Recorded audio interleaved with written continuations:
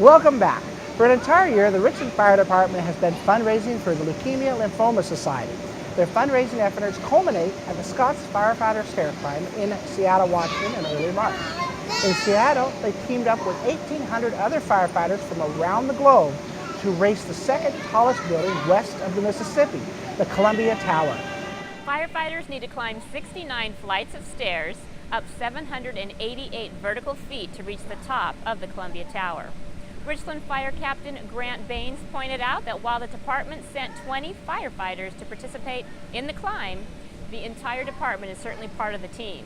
This is because those firefighters who do not travel to Seattle for the climb need to stay here at the fire stations and cover for those who do go.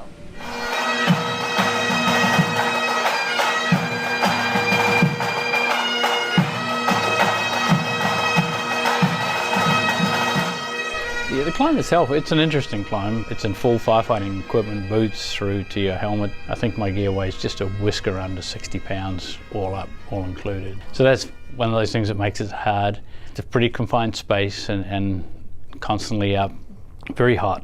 So you get that very confined, very intense heat kind of build up, and then just the mental attitude to take yourself to the top. You spend a lot of conversation with yourself, talking yourself through it. It's very demanding on your legs for sure, but also your heart and lungs take a beating.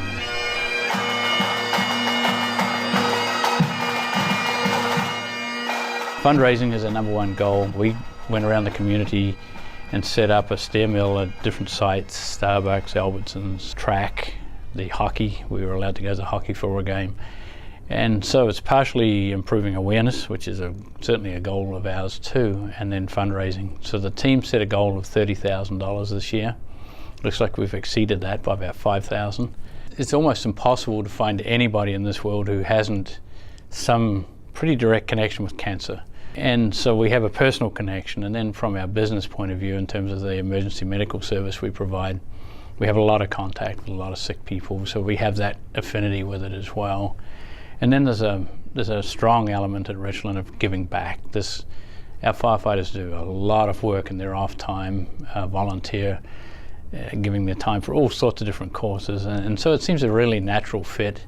And it does form a bond. Rank doesn't matter, speed doesn't matter. We know that Adam and Andy and Randy and those guys are really fast, but every one of us gets something out of it. We have a great time and mix around, and mix with all the others from the Tri-Cities. There's a really strong sense of the greater team, talking to the Franklin 3 guys, the Pasco guys, the Kennewick guys. There's a lot, District 1.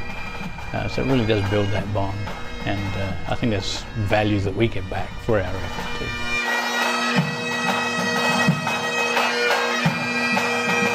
People have asked me, what's it like? And I don't think there's anybody who does it in 11 minutes and 5 seconds or an hour and 40 minutes that won't tell you it's one of the hardest things they've ever done. In the tower itself, on every landing, they have a poster, and that poster is either a memorial or to honor somebody who's fighting leukemia. And I read every one of those, and so as you go by, you go, what am I complaining about here? These little tiny kids, older people, firefighters who have passed away, and that reminds you that I'm suffering pretty badly here for 20 minutes or 18 minutes, but these people are in a battle for their life, so get on with it, So.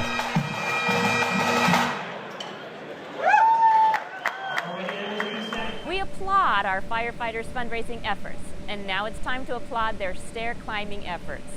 Andy Sabin was the fastest with a time of 14 minutes and 12 seconds. That was good enough for 30th place out of 1,800 firefighters.